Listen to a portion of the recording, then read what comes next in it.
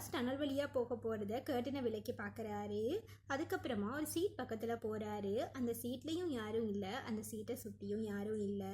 இப்போ அவர் அந்த சீட்டை நோக்கி குனிய அந்த பஸ்ஸும் டனலுக்குள்ளே போகுது. கொஞ்ச நேரத்தில் பஸ் டனலை விட்டு வெளியே வந்ததும் ஒரு பேசஞ்சர் எழும்பி தன்னோட பேக்கை எடுக்கிறாரு. அப்போ தான் அந்த கண்டக்டர் குனிஞ்சிருக்கிறத பார்க்குறாரு. என்னாச்சுன்னு கேட்குறாரு. அவர் ரியாக்ட் பண்ணலை. ஸோ பக்கத்தில் வந்து தோலை தொடுறாரு.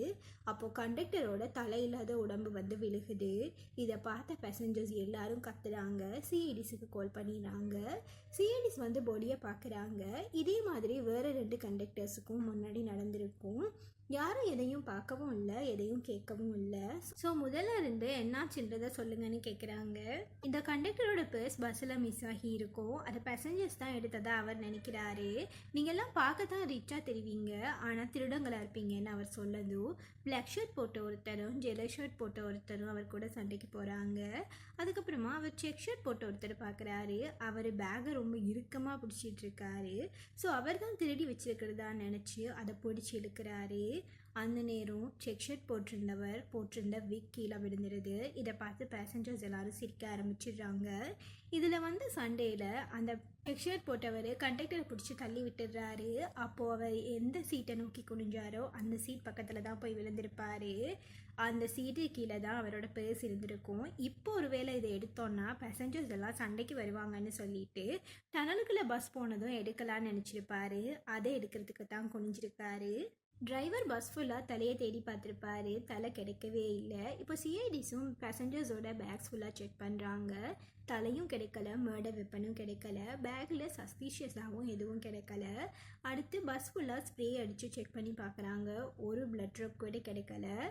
இப்போது பேசஞ்சர்ஸோட ஐடியை செக் பண்ணுறாங்க. அதுலேயும் எதுவும் ஃபேக் இல்லை. இங்கே கட் பண்ணி நெக்ஸ்ட் சீனில் ஃபொரன்சிக் டாக்டர் பாடியை செக் பண்ணிவிட்டு விஷயத்த சொல்கிறாரு. ஒரு கூர்மையான ஆயுதத்தால் ஒரே வெட்டா தலையை வெட்டி இருக்கான் கில்லர்னு சொல்கிறாரு. ஏசிபி ஃபொரன்சிக் டாக்டர் கிட்ட பிளட்டே கிடைக்கலையே, இவர் உடம்புல என்ன காத்தா இருக்குன்னு கேட்கவும் கொஞ்சம் டைம் கொடுங்கன்னு சொன்னவர் ஒரு பிளட் ட்ராப் ஆகுது தெரியுதான்னு சொல்லிட்டு விக்டிம்ட பாடியை ப்ரெஸ் பண்ணதும் பிளட் ட்ராப்ஸ் வந்து ஃபொரன்சிக் டாக்டர்ன முகத்திலேயே தெரிக்குது. உடனே அவருக்கு என்ன விஷயம்னு புரிஞ்சிடுது. கொஞ்ச நேரத்தில் சொல்கிறேன்னு சொல்லிட்டு உள்ளே போயிடுறார் அவர். நெக்ஸ்ட் சீனில் ஃபர்ஸ்ட்டு செத்து போன 2 கண்டக்டர்ஸோட இவரோட டீட்டெயில்ஸையும் வச்சு செக் பண்ணி பார்த்துட்ருக்காங்க. ஃபர்ஸ்ட் விக்டம் 19ஆம் தேதி ஜனவரி அதே டனலில் பஸ் மும்பைக்கு ரிட்டர்ன் போகும்போது செத்து போயிருப்பார். 2வது விக்டம் அவரும் ஏசி பஸ் கண்டக்டர் தான். முதலாவது ஏசி பஸ் கண்டக்டர் தான். இவர் 26ஆம் தேதி ஜனவரி அதே டனலில் அதே மாதிரி பஸ் ரிட்டர்ன் போகும்போது செத்து போயிருப்பார். இப்போ செத்து போனவர் 3rd விக்டம். இவரும் ஏசி பஸ் கண்டக்டர் தான். சேம் ரூட்டில் சேம் இடத்துல தான் இதுவும் நடந்திருக்கு. எல்லா நாளும் சண்டே தான். இந்த பஸ் மார்னிங் டோல்பூர் சன்ரைஸ் பாயிண்ட்டுக்கு போயிட்டு திருப்பி மும்பைக்கு போகும்போது தான் இது நடந்திருக்கு. பேசஞ்சர்ஸ் டயர்டாகி தூங்குறதுனால ஒருவேளை அவங்களுக்கு எதுவுமே தெரியாமல் இருக்கு போலன்னு இவங்க நினைக்கிறாங்க. இந்த 3 பேசஞ்சர்ஸும் கண்டக்டர்ஸ்ன்றது தவிர வேறு எந்த ஒத்துமையும் இருந்திருக்காது. போலீஸ்கிட்ட இந்த 3 தடவையும் வந்த எல்லா பேசஞ்சர்ஸோட ஐடியோட கொப்பியும் இருந்திருக்கும். ஒரு தடவை வந்தவர் அடுத்த தடவை வரவே இல்லை. ஒருவேளை கில்லர் ஃபேக் ஐடி யூஸ் பண்ணியிருக்கலான்னு நினைக்கிறாங்க சிஐடிஸ். கில்லரை பிடிக்க அடுத்த சண்டே தயா, பங்கஜ் அப்புறம் போலீஸ் ஸ்டேஷன்லேருந்து 2 கான்ஸ்டபிள்ஸ்ன்னு ஒவ்வொருத்தரும் ஒவ்வொரு பஸ்ஸில் கண்டக்டர்ஸாக போகிறாங்க. அதே மாதிரி மீதி இருக்கிற 2 பஸ்ஸில் 2 கேர்ள்ஸ் சிஐடி ஆஃபீஸர்ஸ் பேசஞ்சர்ஸாக போகிறாங்க. சிஐடிஸ் போன பஸ்ஸில் எதுவுமே நடக்கலை. ஆனால் ஒரு கான்ஸ்டபிள் போன பஸ்ஸில் அவரை கில்லர் கொலை பண்ணிட்டான். அவர் கன்னும் வச்சுருந்துருப்பார். ஆனாலும் கில்லர் கொண்டுட்டான். மற்ற கான்ஸ்டபிள் இவர் கடைசி மூச்சிருக்கிற வரைக்கும் அவங்க கூட ஃபைட் பண்ணியிருப்பாருன்னு சொல்கிறாரு. அது உண்மைதான்ற மாதிரி செத்துப்போன அந்த கான்ஸ்டபிளோட கையில் கில்லரோட ரிங் கிடைக்குது. அந்த ரிங்கில் பிளட்டும் இருக்குது, ஸ்கின்னும் இருக்குது. ஸ்கின் நிறையவே இருக்குது. ஸோ கில்லருக்கு காயம் ஆடுறதுக்கு இன்னும் 1 வீக் ஆகும். இந்த பஸ்ஸில் வந்த பேசஞ்சர்ஸை கான்ஸ்டபிள் நிப்பாட்ட ட்ரை பண்ணியும் பயந்து போயிருந்த அவங்க கிளம்பி போயிட்டதா சொல்கிறாரு. கிடைச்ச ரிங்கை ஃபொரன்சிக் டாக்டர்கிட்ட கொண்டு போய் கொடுக்குறாங்க. இப்போ அவர் பிளட் வராதுக்கான ரீசனை சொல்கிறாரு. லிக்விட் நைட்ரஜனை கொல்ல முன்னாடி கில்லர் விக்டம்ஸுக்கு இன்ஜெக்ட் பண்ணியிருக்கான். அதனால் பிளட் உறைஞ்சு போயிருக்கு. பிறகு லிக்விட் நைட்ரஜன் காற்றோட கலந்துருச்சு. ஸோ இவங்களுக்கு எந்த ப்ரூஃபும் கிடைக்கல. இதோட எஃபெக்ட் கொஞ்ச நேரம் தான் இருக்கும். அதனால தான் அன்னைக்கு அவர் கொஞ்ச நேரம் கழித்து பொடியை அமர்த்தினப்போ பிளட் ட்ராப்ஸ் மேலே பட்டிருக்கும். அப்போ தான் இவருக்கு இதுதான் விஷயன்றது தோணியிருக்கும். இப்போ இந்த நைட்ரஜன் விற்கிற கொமர்ஷியல் இடங்களை செக் பண்ணால் அது எங்கேயுமே மிஸ் ஆகலைன்னு தெரிய வருது. இதை நிறையவா வாங்கி ஸ்டோரும் பண்ண முடியாது. ஸோ ரொம்ப கம்மியான அளவில் தான் இதை வாங்கி இருக்கணும். அடுத்த கொலை பண்ண முன்னுக்கு கில்லர் இதை வாங்க ட்ரை பண்ணுவான்றது இவங்களுக்கு புரியுது. அதனால் இது விற்கிற 3 இடங்களை தவிர மீதி இடங்களெல்லாம் க்ளோஸ் பண்ண சொல்லிட்டு இந்த 3 இடங்களில் 3 சிஐடிஸ் வரைஞ்சி நின்று வாஷ் பண்ணிட்டு இருக்காங்க. இந்த பிரச்சனைனால கண்டக்டர்ஸ் எல்லாரும் ஸ்ட்ரைக் பண்ண போகிறதா சொல்லிட்டு இருக்கிறதுனால இவங்க இந்த கேஸை குயிக்காக க்ளோஸ் பண்ண வேண்டிய நிலைமையில் இருப்பாங்க. இப்போது தயா இருந்த இடத்துல ஒருத்தர் ஹெல்மெட் போட்டுக்கிட்டு வராரு, கையில் பேண்டேஜும் போட்டிருக்காரு. இவர் லிக்விட் நைட்ரஜன் தான் வாங்கிட்டு வர்றாரு. அவர் கிளம்பினதும் தயா மற்ற ரூட்டால் போயிட்டு அவரை மடக்கி பிடிக்கிறாரு. பார்த்தா இது அவங்க கூட கான்ஸ்டபிளாக வந்தவர். அவரோட பேக்கை செக் பண்ணி பார்த்தா உள்ள செத்துப்போன கான்ஸ்டபிள் சஞ்சயோட தலை இருக்குது. இவர் நான் கில்லர் இல்லைன்னு சொல்கிறாரு. என்னோட கையில் கூட காயம் இல்லைன்னு சொல்லி பேண்டேஜை கலட்டி காட்டுறாரு. கில்லர் இவருக்கு கால் பண்ணி சஞ்சயோட தலையை தாரேன், அதுக்கு பதிலாக லிக்விட் நைட்ரஜன் ஒரு பாட்டில் வேணும்னு கேட்டிருப்பாரு. சஞ்சய் இவருக்கு ஒரு நல்ல ஃப்ரெண்டு, அதனால் அவரோட இறுதி கிரிகையை நல்ல விதமாக பண்ணணும்னு இவர் இப்படி பண்ணியிருப்பார். வந்த வழியிலேயே கில்லர் ஒரு ஆட்டோவில் வந்து இவர்கிட்ட இருந்து அந்த பாட்டிலை வாங்கிட்டு போயிருப்பான். தலையும் கொடுத்துருப்பான், இவரோட ஃபோனையும் வாங்கிட்டு இருப்பான். அதனால தான் இப்போ இவங்ககிட்ட நேராக பார்த்து விஷயத்த சொல்லுவோன்னு சிஐடி பீரோக்கு போயிட்டுருக்கிறதா சொல்கிறாரு. கில்லர் ஒரு போய் பார்க்க மெலிவாக இருந்தான், average height, red colour hoodie போட்டிருந்தான், மாஸ்க்கும் போட்டிருந்தான்னு சொல்லி கில்லரோட அடையாளத்தை சொன்னவர் ஆட்டோ டிரைவர்கிட்ட அவன் பஸ் ஸ்டாண்டுக்கு போக சொன்னதாக சொல்கிறாரு. அடுத்ததயா பஸ் ஸ்டாண்டுக்கு போய் பார்த்தா அங்கே கில்லர் புத்திசாலித்தனமாக தன்னோட ஹூடியை ஒரு பிச்சைக்காரனுக்கு கொடுத்துட்டு பஸ்ஸில் கிளம்பி போயிட்டுருப்பான்றது தெரிய வருது. கில்லரை பிடிக்கிறதுக்காக சிஐடிஸ் தடுத்தும் கேட்காம ஏசிபி அங்கேருந்து திரும்பி வரப்போகிற அந்த பஸ்ஸில் தான் கண்டக்டர் மாதிரி போகிறாரு. அந்த பஸ்ஸில் ஒரு ப்ரெக்னென்ட் லேடி இருக்காங்க. அவங்க தனக்கு பக்கத்தில் உட்காந்துருந்த டெடி வச்சுருந்த பர்சனை பார்த்து தள்ளி உட்காருங்கன்னு சொன்னதில் கடுப்பான அவர் வேறு இடத்துல போய் உட்கார்றாரு. அங்கே இருந்த பேசஞ்சர் இன்னும் வித்தியாசமாக இருக்காரு. தான் ஃபோனில் ஏதோ பார்த்து சிரிச்சிட்டு இருந்தது மட்டும் இல்லாமல் இவரையும் பாருங்கன்னு சொல்லிட்டு இருக்காரு. ஆனால் இவர் தூங்குறதுக்காகத்தான் போயிருப்பார். நான் தூங்க போகிறேன்னு சொல்லிட்டு படுத்துடுறாரு. ஏசிபி தலையை கில்லர் வெளியேறானான்னு செக் பண்ணுங்கன்னு சொல்லியிருப்பாரு சிஐடிஸ் கிட்ட. சிஐடிஸும் பின்னாடி ஃபாலோ பண்ணிகிட்டே வந்துட்டுருக்காங்க. பஸ்ஸில் நடந்துக்கிட்டே எல்லாரையும் பார்த்துக்கிட்டு இருந்த ஏசிபிக்கு டெடி பர்சன் முதல்ல உட்காந்துருந்த இடத்துக்கு பக்கத்தில் இருந்து கீழே இருந்து ஒரு பேப்பர் கிடைக்கிது. ப்ரெக்னென்ட் லேடி தன்னோடது இல்லைன்னு சொல்லிடுறாங்க. ஸோ இவர் எடுத்து பார்க்குறாரு. சிஐடிஸ் என்ன தேவையில்லாமல் தொல்லை பண்ணுறாங்க, அவங்கள நிப்பாட்டுறதுக்கு நான் உன்னை கொல்ல போகிறேன்னு அதில் எழுதியிருக்கு. ஏசிபி சிஐடிஸ் கூட கனெக்டில் தான் இருப்பார் இப்போ. ஸோ அவங்கக்கிட்ட விஷயத்த சொல்ல வராரு. அப்போது அவருக்கு இரும ஆரம்பிக்குது, மயக்கமாக வருது அவருக்கு. ஆனாலும் விஷயத்த சொல்லிடுறாரு. கில்லர் தப்பிக்கக்கூடாதுன்னு அவர் சொன்ன பிறகு பஸ் டனலுக்குள்ளே போகுது.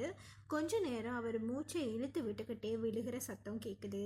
டனலை விட்டு பஸ் வெளியே வந்ததும் பேசஞ்சர் ஒருத்தர் தலையில்லாத ஒரு பொடியை பார்த்துட்டு கத்த ஆரம்பிக்க பஸ் நிற்கிது. சிஐடிஸும் வந்து செக் பண்ணி பார்க்குறாங்க. பார்த்ததுமே அது ஏசிபி இல்லைன்னு அவங்களுக்கு புரிஞ்சிடுது. பின்னாடி ஒரு சீட்டில் மயக்கமாக இருந்த ஏசிபி இப்போ எழும்புறாரு. இவர் கிடைச்ச அந்த பேப்பரில் தான் ஏதோ ஒன்று இருந்திருக்கும். அதை இவர் ஸ்மெல் பண்ணி பார்த்துருப்பாரு. அப்படி ஸ்மெல் பண்ணதில் இவருக்கு மயக்கமே வர ஆரம்பிச்சிருக்கும். கில்லர் எப்படி இருந்தாலும் பின்னாடி தான் வருவான். அவனை அமுக்கி பிடிச்சிடலான்னு நினச்சி பின்பக்கமாக போயிருப்பார். அப்படியே மயங்கி விழுந்திருப்பார். எப்பயுமே ஒரு கண்டக்டரை கொல்ற கில்லர் என்னத்துக்கு இன்னொருத்தரை கொண்டான்னு யோசிக்கிறாங்க. அது மட்டும் இல்லாமல் இப்போ கொல்லப்பட்டவர் யார் கூடயும் வரவும் இல்லை, இந்த பஸ்ஸில் அவரை யாரும் பார்க்கவும் இல்லைன்னு சொல்கிறாங்க. சரின்னுட்டு எல்லாரோட ஐடியையும் செக் பண்ணுறாங்க. அதில் ஃபோனை பார்த்து சிரிச்சிட்டு இருந்தவரோட ஐடி ஃபேக்குன்னு தெரிய வருது. ஆனால் அவர் நான் கில்லர் இல்லைன்னு சொல்கிறாரு. இவரோட வைஃப் இவர் மேலே பொய் கேஸ் போட்டு அலுமினி கேட்டிருப்பாங்க. அதுலேருந்து தப்பிக்கிறதுக்காக ஃபேக் ஐடி ரெடி பண்ணிவிட்டு வீட்டிலேருந்து ஓடி வந்திருப்பார்.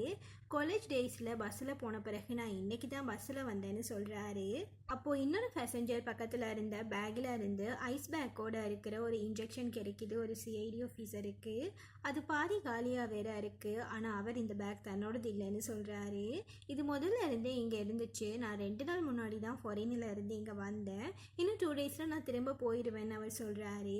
அப்போது பஸ்ஸில் ஃபோன் அடிக்கிற சத்தம் கேட்குது. இப்போது செத்து போனவருக்கு பக்கத்தில் இருந்த சீட்டு கீழே இருந்து தான் இந்த ஃபோன் அடிச்சிட்ருக்கு. இதை சிஐடிஸ் எடுத்து ஆன்சர் பண்ணி ஹலோ சொல்கிறாங்க.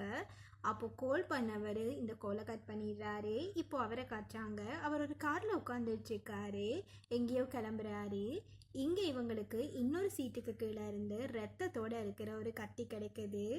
செத்தவரோட கழுத்துல இருந்து ரத்தம் வந்திருக்க முடியாது. உடம்புல வேற எங்கேயும் குத்தப்பட்ட காயமும் இல்லை. வேற பேசஞ்சர்ஸுக்கும் யாருக்கும் காயம் இல்லை. ஸோ இது யாரோட ரத்தமாக இருக்கும்னு யோசிக்கிறாங்க. இப்போ இன்னொரு சிஐடி ஆஃபீஸருக்கு பேக்ஸ் வைக்கிற இடத்துல இருந்து நைட் விஷன் கூகுள் ஒன்று கிடைக்குது. ஸோ இதை யூஸ் பண்ணி தான் டனல் இருட்டில் கூட கொலை பண்ணுறான் கில்லர். இன்னொரு சிஐடி ஆஃபீஸருக்கு கொஞ்சம் பின்னாடி இருக்கிற ஒரு சீட்டுக்கு கீழே ஒரு கம்பார்ட்மெண்ட் இருக்கிறது தெரிய வருது. அங்கேருந்து அவங்களுக்கு சின்ன ஒரு துணி கிடைக்குது. அது ஒரு ஷர்ட்டோட துணி தான். அது செத்தவரோட ஷர்ட்டோட மச் ஆகுது. ஸோ இவர் இதுக்குள்ளே முன்னாடியே ஒளிஞ்சு இந்த பஸ்ஸில் வந்துட்டு இருந்திருக்காரு. இப்போது காரில் வந்துட்டு இருந்தவர் இங்கே வந்து வெளியே நின்றுட்டு இருந்த ஒரு பேசஞ்சர் மேலே கன்னை வச்சு என்னோட பிரதர் எங்கே, அவர் ஃபோனை யார் ஆன்சர் பண்ணான்னு கேட்குறாரு. ஸோ செத்தவரோட ஃபோனாக தான் இருக்கணும் அது. பஸ்ஸில் இருந்த சிஐடிஸ் வெளியே வந்து அவர் செத்துட்டு தான் சொல்கிறாங்க. பசஞ்சர்ஸில் யார் ஒருத்தன் தானே என்னோடய பிரதரை கொன்னது, நீயான்னு சொல்லிக்கிட்டு ஒரு 2-3 பேர் மேலே அவன் கண்ணை வைக்கிறான். கடைசியாக ப்ரெக்னென்ட் லேடியோட வயிற்றுலேயே அவன் கண்ணை வச்சிட ஏசிபி கத்துறாரு. உடனே அவன் பஸ் மேலே பொம்மை வச்சிடுறான். எல்லாரும் உள்ளே போங்கன்னு கன்னை காட்டி சொல்கிறான். எல்லாரும் உள்ளே போகிறாங்க. டைம் பார்த்து தயா அவனை பிடிக்கவும் இந்த பக்கம் ஏசிபி பொம்மை விஷயத்தை பார்த்துக்கிறாரு. இவனுக்கு தான் சாகிறத பற்றி கூட கவலை இல்லை, என் பிரதர்ஸோட கில்லரை பிடிக்கணும்னு சொல்கிறான். இப்போ வந்து செத்தவர் மட்டும் இவனோட பிரதர் கிடையாது. தேர்ட் விக்டமும் இவனோட பிரதர் தான். அவரோட கில்லரை கண்டுபிடிக்கிறதுக்காகத்தான் இப்போ செத்தவர் பஸ்ஸில் ஒளிஞ்சிட்டு வர இவன் பின்னாடி காரில் வந்திருப்பான். இப்போது ஏசிபி உன்னோட ஹெல்ப்னால நாங்கள் கில்லரை பிடிச்சிட்டோன்னு சொல்கிறாரு. கொலை எப்படி நடந்துச்சுன்றதையெல்லாம் பேசஞ்சர்ஸ் கிட்ட சொன்னவர் தலை எங்கன்னு கேட்டுக்கிட்டே ப்ரெக்னென்ட் லேடி பக்கத்தில் போகிறாரு. அவங்களோட ஷல்வாரை தூக்குறாரு. அங்கே தான் அவங்களோட ஃபேக் வயிற்றில் அவங்க தலையை ஒழிச்சு வச்சுருக்காங்க. இவங்க ஒரு கேர்ளே இல்லை, போய். கில்லர் முதல்ல ஹூடிய பிச்சைக்காரன்ட்ட கொடுத்துட்டு பப்ளிக் டாய்லெட்டில் போயிட்டு ஒரு ப்ரெக்னென்ட் லேடி மாதிரி மேக்கப் போட்டுட்டு வந்திருப்பான். ஃபொரன்சிக் டாக்டர் மூலமாக தான் இதை கண்டுபிடிச்சிருப்பாங்க. இவங்க கொடுத்த ரிங்கை செக் பண்ண ஃபொரன்சிக் டாக்டர் இப்போ கால் பண்ணி ஒரு விஷயத்த சொல்லியிருப்பாரு. கில்லர் ஒரு போயின்னும் அவனோட ஸ்கின்ல ப்ராஸ்தட்டிக் மேக்கப் இருக்குன்னு தான் சொல்லியிருப்பாரு. கண்டக்டரோட தம்பி வயிற்றுல கன்னை வச்சும் கொஞ்சம் கூட வலிச்ச மாதிரியான ரியாக்ஷனே இருந்திருக்காது ப்ரெக்னென்ட் லேடி கிட்ட. அது மூலம் தான் அது ஃபேக் வயிறுன்றதை கண்டுபிடிச்சிருப்பார் ஏசிபி. அது மட்டும் இல்லாமல் கையில் காயமும் இருந்திருக்கும். இப்போ பீரோவில் மேக்கப்பே இல்லாமல் இருக்கான் கில்லர். இவர் ஒரு கிராமத்தில் பிறந்தவர். இவர் சின்ன வயசாக இருக்கும்போது இவரோட அம்மாவுக்கு ரொம்பவும் உடம்பு முடியாமல் போயிருக்கும். இவரோட அப்பா எவ்வளவோ ட்ரை பண்ணி அவங்கள ஹைவே வரைக்கும் கூட்டிகிட்டு வந்திருப்பார். ஹைவேல கூட ஏசி பஸ்ஸஸ் தான் போகும். இந்த ஏசி பஸ்ஸோட கண்டக்டர்ஸுக்கு ஏழையாக இருக்கிறவங்களும் நோயாளியாக இருக்கிறவங்களுக்கும் அந்த பஸ்ஸில் ஏறுறதுக்கு ஸ்டேட்டஸ் இல்லைன்ற ஒரு நினைப்பு இருந்ததுனால அவங்க எங்களை பஸ்ஸில் ஏற்றலைன்னு சொல்கிறாரு அவர். இதனால் அம்மா ஹைவேலேயே செத்து போயிருப்பாங்க. இருந்தாலும் அவங்கள காப்பாற்றிட முடியாதான்ற ஒரு ஹோப்பில் அவங்களோட அப்பா அவங்கள தூக்கிட்டே போயிருப்பார். ஆனால் ஹாஸ்பிட்டல் கூட்டிகிட்டு போயும் அவங்க பிழைச்சிருக்க மாட்டாங்க. அந்த கவலையில் அவங்க அப்பாவோட ஃபுல் பாடியும் பேரலைஸ் ஆகிருக்கும். இந்த கோவத்தில் 8 வயசுல இருந்தே ஏசி பஸ்ஸில் கல்லெறிஞ்சு கிளாஸ் எல்லாம் உடைக்க ஆரம்பிச்சிருப்பாரு. அப்புறம் பஸ் டயரை பஞ்சர் ஆக்கிற வேலையெல்லாம் கூட பார்த்துருப்பாரு. ஆனாலும் அவரோட கோபம் குறையலை. அவருக்கு டைமும் சான்ஸும் கரெக்டாக அமைஞ்சதும் மேக்கப் போட்டுக்கிட்டு போயிட்டு ஏழைகளை ஏளனமாக பார்க்குற இந்த மாதிரி கண்டக்டர்ஸை கொன்று தலையை எடுத்துகிட்டு போய் அவங்க அப்பா காலில் கீழே வச்சுருந்துருப்பாரு. ஆனாலும் இவர் கோவம் மட்டும் குறையவே இல்லை. இவருக்கு நடந்தது என்னதான் தப்புனாலும் சட்டத்துக்கு முன்னால் இவர் பண்ணதும் தப்பு தான். ஸோ இவருக்கும் தண்டனை கிடைக்கத்தான் போகுது. இதோட இந்த கேஸ் க்ளோஸ் ஆகுது. இந்த வீடியோ உங்களுக்கு பிடிச்சிருந்தா லைக் பண்ணுங்கள், கமெண்ட் பண்ணுங்கள், ஷேர் பண்ணுங்கள். மறக்காமல் சேனலை சப்ஸ்கிரைப் பண்ணிடுங்க. Bye guys.